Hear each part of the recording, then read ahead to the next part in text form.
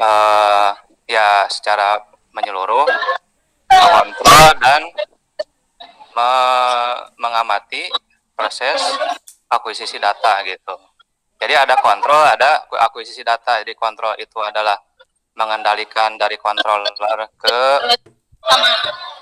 plan yang dikontrolnya. Kalau data acquisition itu adalah data acquisition itu adalah mengambil data dari plan-nya gitu. Gitu. Jadi di mata kuliah ini gitu ya, ini mencoba menjembatani, menjabarkan ya bagaimana kita kan pernah terpikir gak bagaimana kita mengukur misalkan ya yang gampang-gampang aja arus dan tegangan di misalkan di transmisi yang 150 kP gitu kan, yang letaknya itu berada di sutet gitu, yang kontrolnya gimana gitu, atau di gardu kan itu kan kita tidak bisa ngukur pakai alat ukur langsung ya, atau kita misalkan perlu data secara terus menerus gitu, tidak harus kita harus ngukur gitu, tidak harus menjadwalkan untuk mengukur, jadi dia sudah otomatis menyajikan data yang kita perlukan gitu. Jadi kalau dari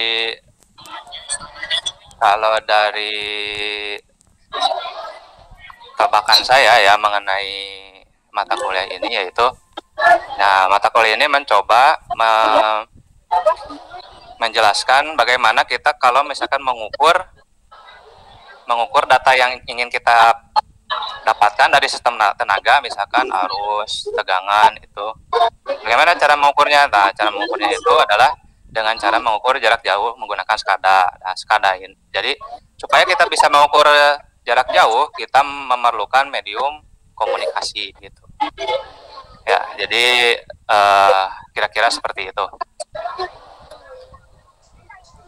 Nah, kalau di sini ya, di desain kurikulum sini kita nanti outputnya itu ke SCADA ya. Outputnya itu ke SCADA. Nah, terus nanti SCADA itu merupakan salah satu pilar dari IoT ya. Jadi SCADA itu merupakan salah satu dari 4 pilar IoT. Jadi IoT itu salah satunya termasuk SCADA. Ada SCADA, ada WSN, ada machine to machine, ada satu lagi RFID. Jadi bagaimana perbedaan antara IoT dan SCADA ya? Jadi SCADA itu adalah salah satu dari Internet of Things. Jadi sekali lagi kita akan mempelajari ya komunikasi data sistem pada sistem tenaga ya, yang pada intinya ini siapa sih? Mir, Mir. Tolong di mute dulu. Mir Saad. Assalamualaikum. Ini cara mute. Kik wepa kik. Ini cara nge-mute di Gimit sih masih Saat.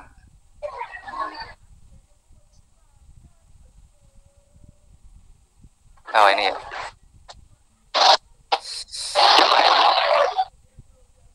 Oke, kita lanjut ya. Jadi komunikasi data sistem tenaga adalah pada akhirnya kita akan mempelajari SCADA ya, SCADA. Jadi kita akan melakukan pengukuran dan pengontrolan pada sistem tenaga ya, diharapkannya seperti itu ya. Nah, terus komunikasi pada sistem tenaga juga memungkinkan kita untuk melakukan otomasi ya. Ya, jadi begitu seberapa pentingnya otomasi ini ya. Jadi kemajuan manusia ini pada saat sekarang ini menuntut tersedianya sarana dan prasarana yang memadai. Nah, dengan dengan otomasi ini ketersediaan prasarana ini akan semakin mudah ya. Contoh otomasi ini misalkan dalam pabrikasi ya, di pabrik-pabrik gitu, seperti di Indorama. Mungkin di Indorama itu ada pabrik apa aja sih, saya juga belum tahu ya. Ada mungkin ya pada intinya Indorama itu lebih ke tekstil kan ya. Jadi kita mau nuntut misalkan manusia semakin banyak, kebutuhan yang semakin apa sih namanya, semakin urgent gitu. Nah, ditambah lagi dengan fashion gitu ya, kebutuhan pakaian itu semakin urgent, ditambah dengan gaya hidup gitu. Nah, maka dengan otomasi ini, nah kita bisa memenuhi sarana prasarana yang dibutuhkan dengan cepat. Nah, artinya bahwa tingkat kebutuhan dan permintaan sistem yang efisien dan permintaan dari sistem yang efisien, handal, dan aman lingkungan itu semakin tinggi ya. Semakin banyak manusia, semakin maju peradaban, maka semakin dibutuhkan sebuah sistem ya, misalkan sistem manufacturing gitu ya, seperti di pabrik itu sistemnya harus lebih efisien, lebih handal, dan lebih tinggi gitu. Dikarenakan dengan meningkatnya kebutuhan tersebut. Nah, itu adalah latar belakang dari kenapa otomasi itu semakin tinggi, semakin kesini ya, semakin maju tingkat peradaban itu semakin dituntut untuk lebih efisien, handal, dan tinggi. Atau dalam kata lain, otomasi itu dituntut untuk lebih advance gitu ya.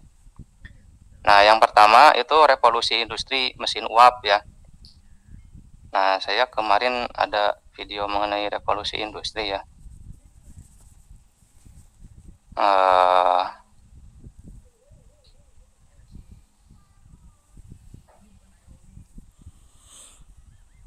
Revolusi industri.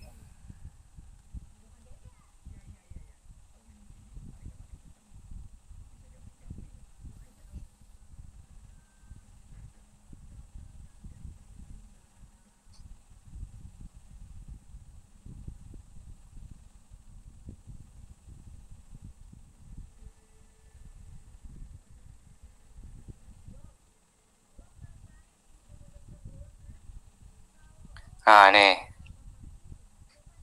Jadi ya, Komodat ini sebenarnya garis miring SCADA ya.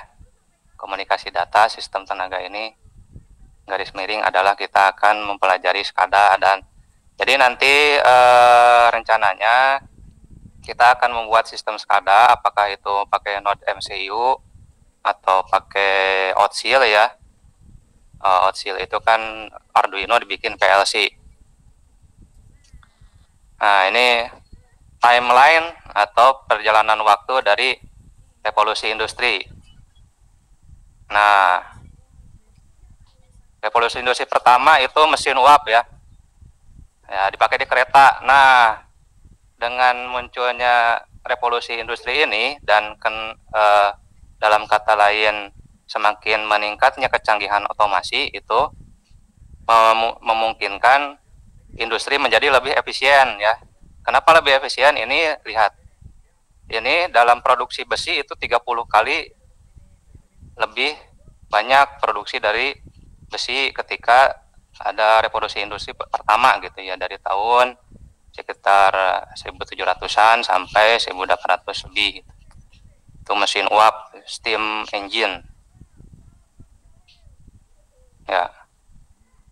Nah, ini belum ada listrik nih di sini.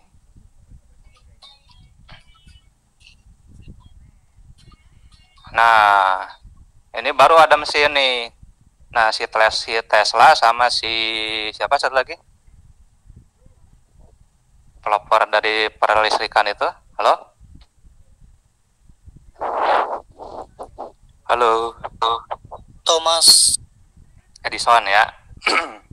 Tesla sama Edison ya. Tesla itu dia mempromosikan arus bolak-balik AC ya. Kalau Edison itu mempromosikan arus searah. Nah, mulailah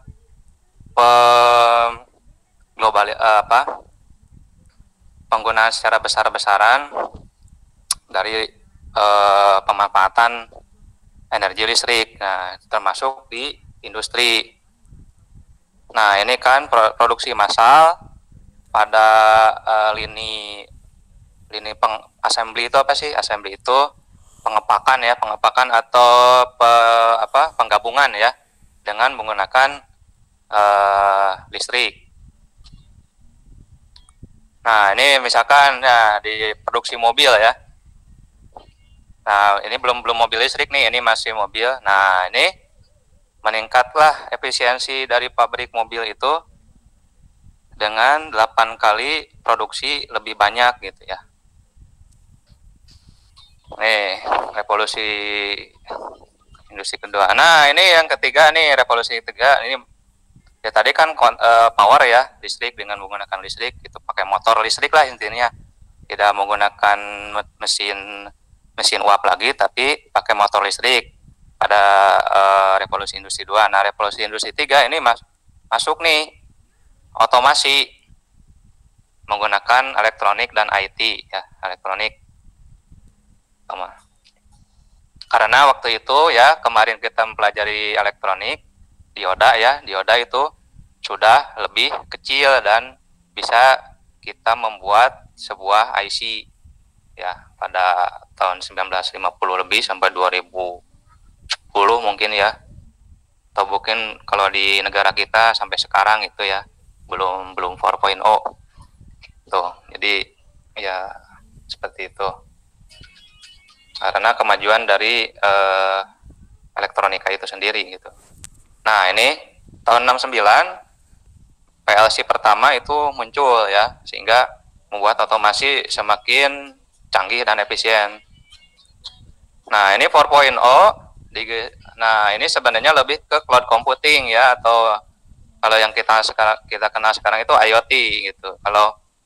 Kalau industri 3.0, nah ini sebenarnya sudah ada SCADA, cuman SCADA-nya masih pakai kabel gitu, wire gitu ya. Makanya di kuliah ini kita akan mempelajari komunikasi internet yang masih pakai kabel, komunikasi data yang masih pakai kabel gitu. Nah, nanti kan jadi sebenarnya SCADA itu masih IoT kan. Nah, ini sebenarnya yang menonjol pada 4.0 itu adalah sistem cloud computing ya. Ya, termasuk di kita SISPO itu ya. SISPO merupakan salah satu implementasi dari era industri 4.0 itu ya. Jadi dengan cloud computing ini kita bisa mengontrol dan mengakses plan kita atau sistem otomasi kita dimanapun, kapanpun. Nah, sistem penyimpanan data-data hasil pengukuran gitu, data-data histori pengendalian kita terhadap plannya misalkan. Nah, ini kita nih ini kepencet, misalkan ini kita nih sebagai pengontrol ya, atau kita misalkan nanti kalian jadi supervisor gitu ya, ya bisa sambil liburan gitu ya, gampang gitu, masih bisa mengontrol industri gitu dari jauhan gitu. Nah, ini sistem cloud inilah jadi yang menjadi penanda 4.0 gitu. Oke. Nah di slide sendiri ini dijelaskan juga ya revolusi industri pertama mesin uap, yang kedua pembangkit listrik ya. Jadi produksi massal transportasi sudah bisa menggunakan motor ya. Motor yang paling banyak digunakan di industri itu jenis apa sih? Yang paling efisien gitu, yang paling gampang digunakan. Motor yang sering dipakai di industri apa? Halo?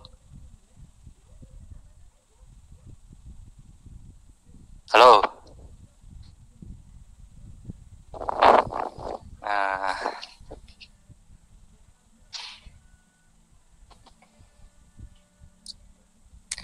Pandu.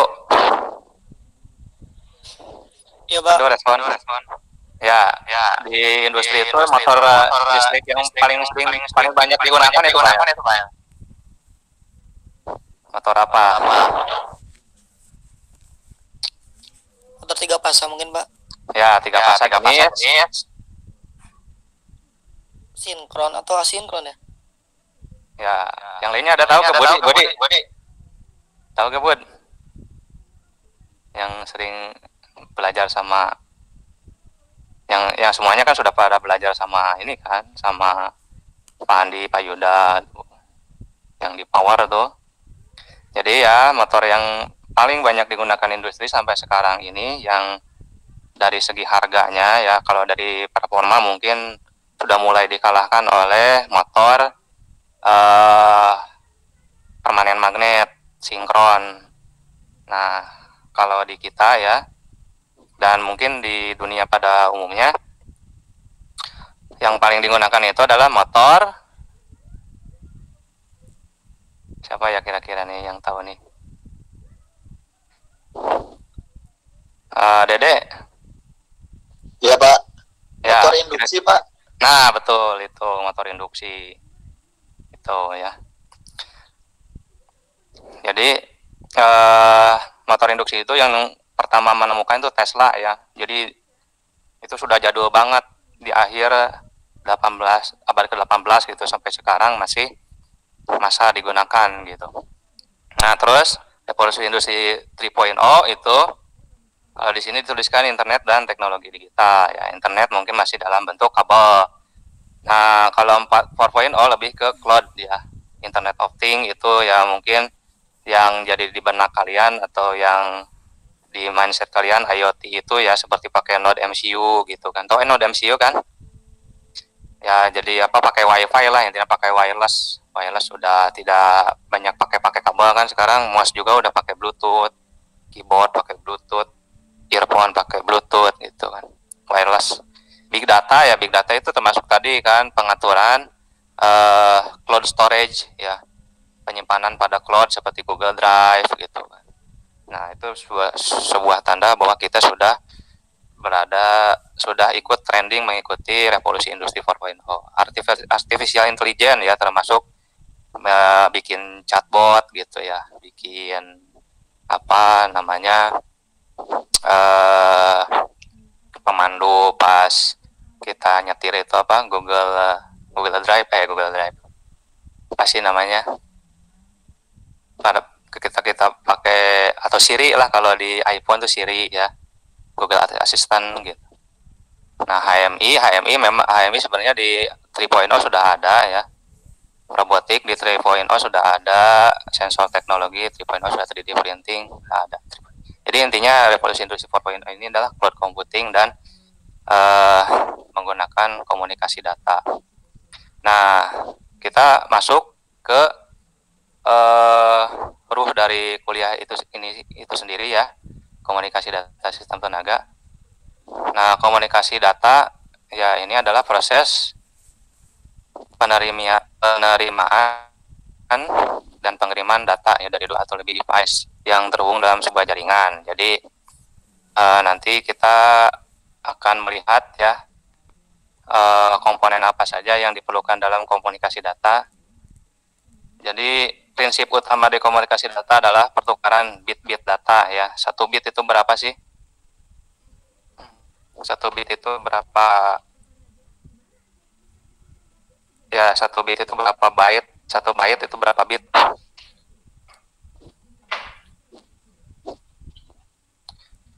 Satu bit itu bisa angka 1 atau 0 kan? Ya, satu bit itu isinya bisa 1 atau 0. Yang diwakili oleh sinyal elektrik antara dua piranti. Data yang dikirimkan bisa berupa teks, angka, gambar, audio, dan video. Nah, di kita ya implementasi di PI sendiri, di teknologi listrik, yang TA-nya itu sebenarnya mereka sudah mengimplementasikan IoT itu biasanya berupa teks atau angka ya. Jadi karena kita memerlukan implementasi IoT ini atau SCADA ini untuk pengukuran biasanya ya cuma arus tegangan gitu, arus atau tegangan. Nah, komponen, nah tadi kan seperti yang saya janjikan itu ya.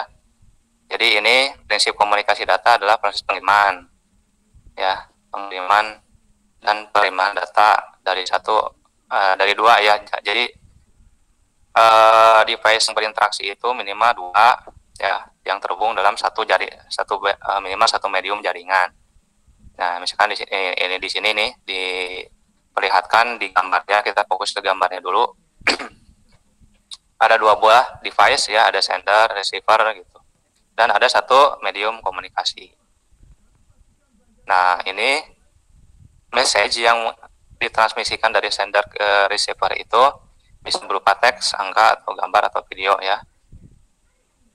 Nah, sender ini bisa berupa komputer, workstation, telepon, kamera, video, dan lain-lain. Nah, terus kalau misalkan kita ngirimnya pakai Arduino, dihubungkan dengan Node MCU gitu ya, sebagai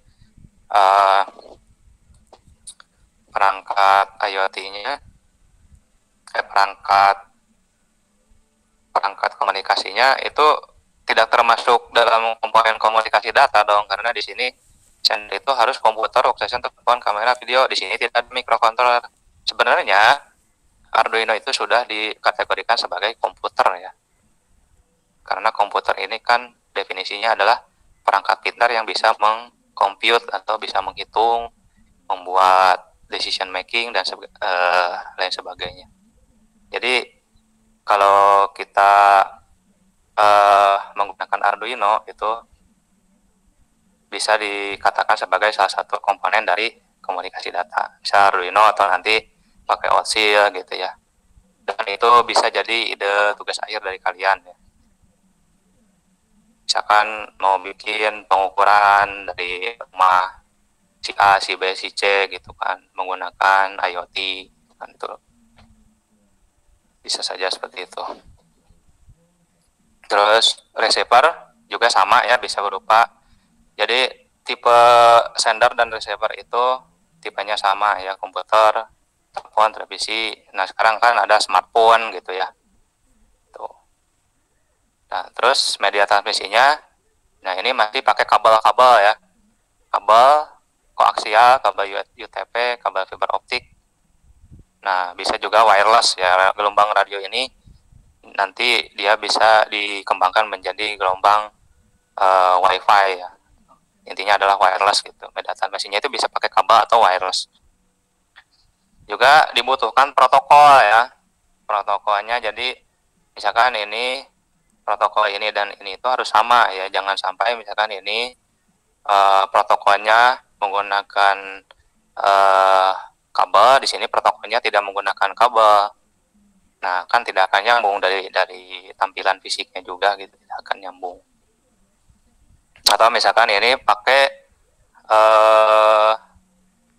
apa sih namanya, komunikasi radio, misalkan komunikasi AM, FM, ini pakai komunikasi internet, dua-duanya wireless, tidak akan nyambung. Ya, ini blok diagramnya, ini kan komponen utama, terus ini blok diagramnya, ada sumber, ada transmitter. Nah, ini mirip dari sistem tenaga sih.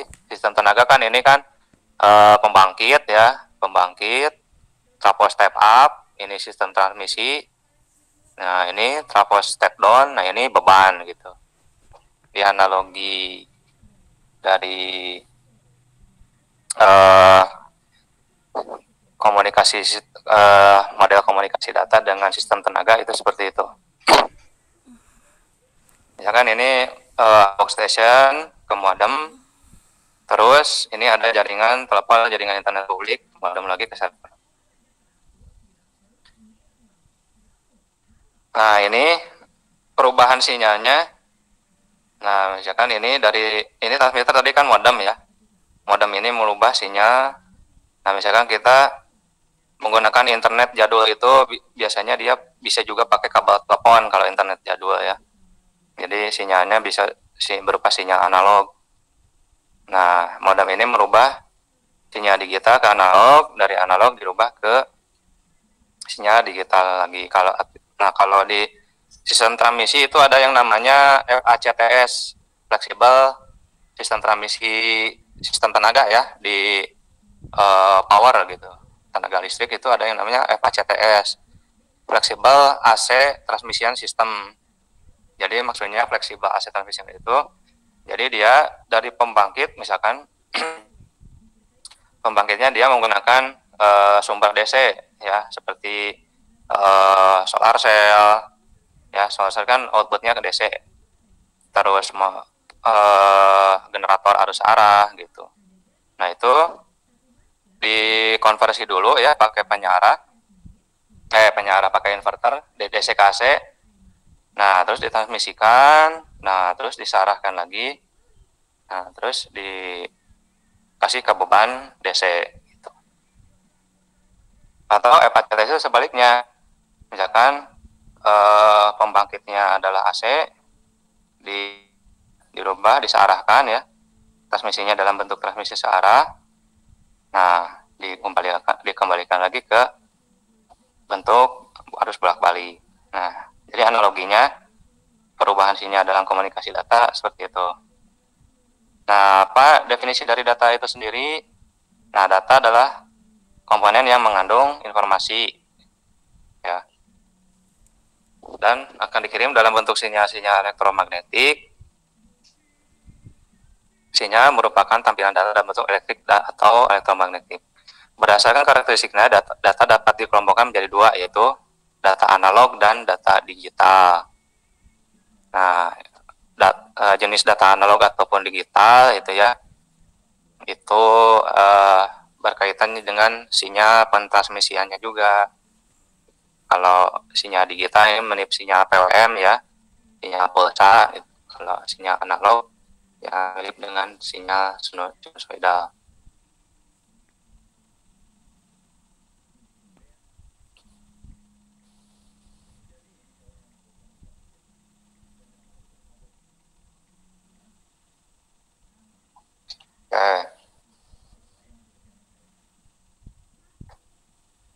Transmisi itu ada dua jenis ya, ada transmisi analog, ada transmisi digital gitu ya, tergantung dari data yang dikirimnya. Atau ya transmisi itu mau yang dikirim digital atau analog dengan adanya modem itu bisa dipilih mau pakai transmisi analog atau digital. Nah terus ini ya, efektivitas sistem komunikasi data itu tergantung pada empat indikator ya. Pengiriman gitu ya, data harus diterima oleh pengangkat ya dan lengkap gitu, dan tidak ada cacat gitu ya, mirip pengiriman barang lah gitu. Akurasi gitu ya, akurasi seperti dijelaskan tadi ya, jadi tidak ada cacat. Terus timelines sesuai dengan waktu gitu, jadi tidak ada telat kirim atau sebagainya gitu ya.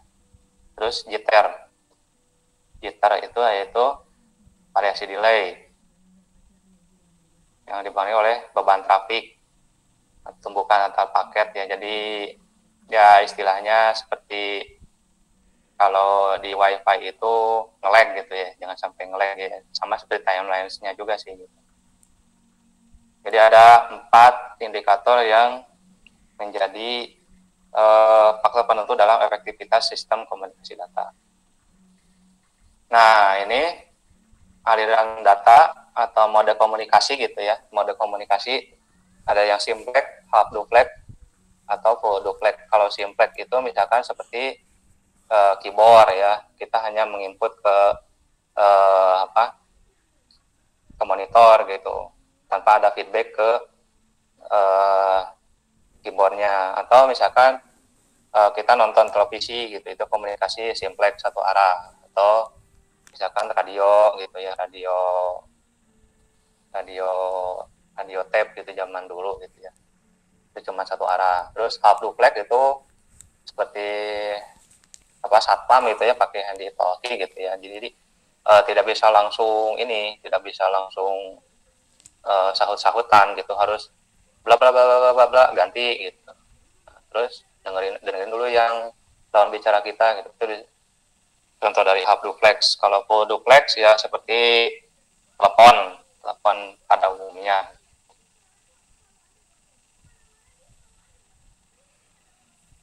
Nah, ini topologinya ya.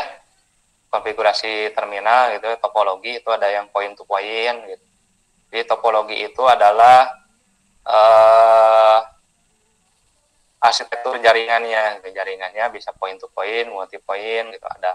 Sebenarnya pengembangannya itu ada mesh gitu, ada apa macam-macam lah topologi jaringan komputer itu. Tapi di sini yang basic itu adalah point to point dan multi point. Nah, transmisi data itu ada bisa paralel atau serial. Nah, kalau serial itu juga terbagi dari sinkron dan asinkron. Nah, transmisi serial gitu ya, misalkan ini bit-bitnya itu sendernya itu 0101 ini dikirim ya seperti berkirim dengan cara serial gitu. Jadi satu-satu gitu. Nah, kalau misalkan misalkan di sini ada kabel, itu cukup satu kabel saja dia bisa melakukan komunikasi. Nah, sementara paralel itu bisa langsung bersamaan gitu. Nah, jadi kalau dilihat dari sini ya, transmisi paralel itu bisa lebih cepat daripada transmisi serial. Nah, transmisi sinkron dan asinkron. Nah, kalau transmisi sinkron itu ya untuk mengirimkan informasi yang jauh lebih banyak digunakan transmisi sinkron. Ini untuk transmisi sinkron dan asinkron ini adalah turunan dari transmisi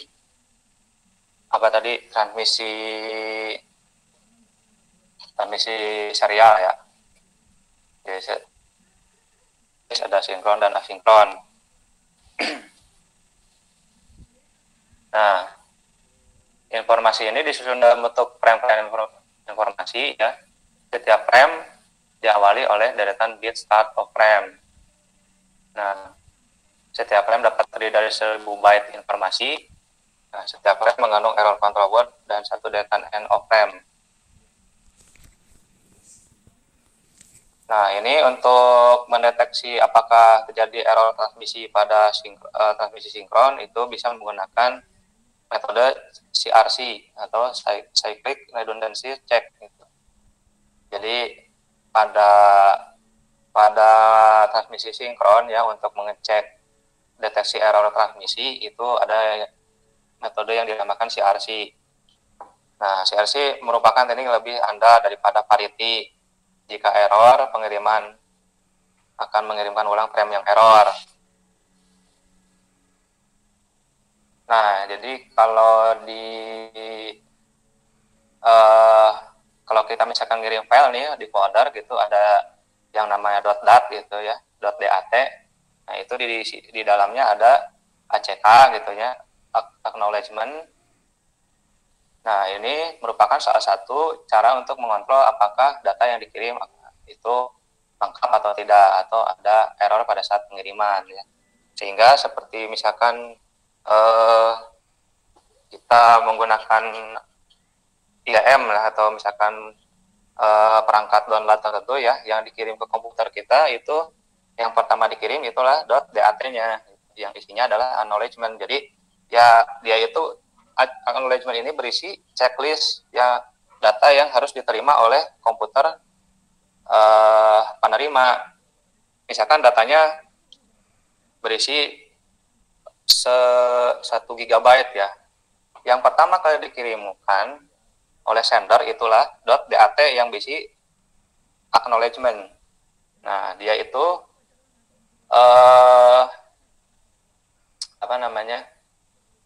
besar datanya itu tidak banyak, tidak besar ya gitu. Folder DAT itu biasanya cuma 1 bytes ya misalnya, atau 8 bit, kecil sekali. Itu berisi checklist data yang harus diterima gitu. Jadi kalau misalkan tidak lengkap checklistnya, yaitu dia akan memvonis bahwa data yang diterima itu adalah data yang cacat gitu. Jadi tidak bisa kita ekstrak atau kita tindak lanjut di komputer kita. Nah, itu gambaran dari apa itu acknowledgement ya. Nah, ini tadi masih transmisi sinkron ya. Nah, transmisi serial sinkron ini bisa menggunakan dua pendekatan, berorientasi karakter, berorientasi bit. Nah, kalau berorientasi karakter ya, nah itu ada yang ini berorientasinya ini frame-nya ya. Frame-nya itu ada sinkronisasi karakter. Nah, hashtag itu start of text. Nah, ini kalau misalkan transmisi sinkron yang berisi karakter, isi acknowledgement-nya itu seperti ini. Ya, checklist-nya itu seperti ini. Ada start of text, end of text, yang misalkan mengirim file PDF gitu. Jadi, sinkronisasi karakternya apa aja, start of text itu apa aja. Jadi, kalau berorientasi karakter, checklist-nya isinya ini di acknowledgement-nya. Nah, kalau berorientasi bit, ya checklist-nya seperti ini, itu DAT-nya. Kalau dibuka file DAT-nya gitu, isinya ya 101001 kayak gini gitu.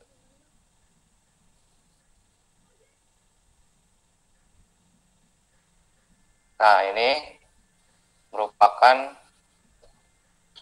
salah satu contoh cara pengiriman dengan menggunakan serial tipe sinkron ya. Jadi ini per frame ya, satu frame. Nah, untuk dapat mensinkronisasikannya itu pengiriman per frame-nya ini menggunakan clock ya. Di sini ada clock, di sini ada clock.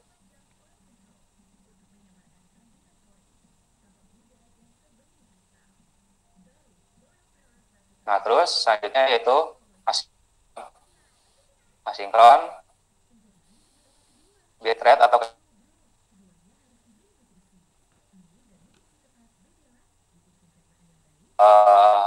dicek dulu nih bandwidth internetnya gitu. Level saluran dipertahankan pada posisi high bila tidak ada bit yang dikirim. Deretan bit-bit yang menggunakan sebuah parity bit dan stop bit sudah diketahui sebelumnya. Nah, apa itu parity bit, apa itu stop bit ya? Ya, kita perlu pelajarinya. Nah, ini kalau asinkron itu, nah, ini tidak bedanya dengan transmisi sinkron itu tidak menggunakan clock. Nah, cara transmisinya ya seperti ini.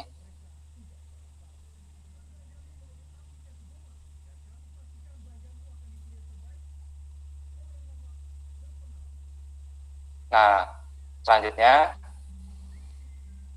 yang menjadi standar dari komunikasi data supaya dapat berjalan secara lancar dan global perlu dibuat standar protokol ya. Nah, ini sebenarnya protokol nanti ya dipelajarinya. Jadi untuk pengenalan komunikasi data ya sampai di sini ya. Nanti untuk supaya lebih tepat memahami istilah-istilah seperti tadi ya, parity bit, pop bit gitu ya, dan segala macam.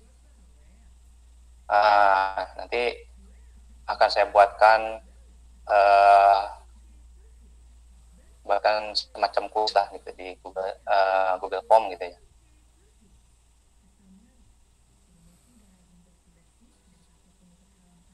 Oke, ada pertanyaan?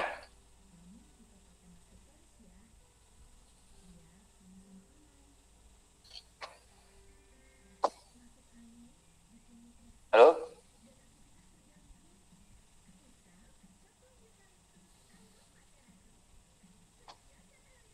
Halo, Pak masih ada? Kalau tidak ada pertanyaan, dicukupkan sekian ya untuk pertemuan sekarang untuk pendahuluan komunikasi data. Nanti Sebenarnya ini sudah saya, kalau di Sispo itu bisa pada ngedownload materinya nggak sih?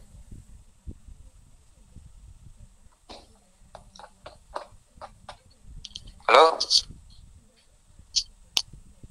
Bisa, Pak. Kalau di Sispo bisa ngedownload materinya nggak Bisa. di Sispo? Nah, ini sebenarnya sudah saya potong nih segini untuk Sispo ya. Jadi ini sebenarnya mode transmisi seperti ini itu ya sebenarnya kita di power tidak terlalu concern ya. Jadi ya ini semacam pengenalan saja ya, apa itu data, apa itu sinyal, apa itu transmisi ya. Dan ya, mode-mode aliran data, tadi ada komunikasi paralel, komunikasi serial gitu. Ya, seperti itu. Oke. Cukup ya untuk pertemuan sekarang. Halo? Oke, kalau tidak ada pertanyaan, dicukupkan sekian ya untuk pertemuan sekarang. Jadi nanti jangan lupa akan ada kuis yang perlu diisi ya di Google Sheet di Classroom ya. Oke? Oke ya, semuanya ya. Oke, Pak. Oke, Pak. Oke. Oke, makasih. Oke, sekian untuk pertemuan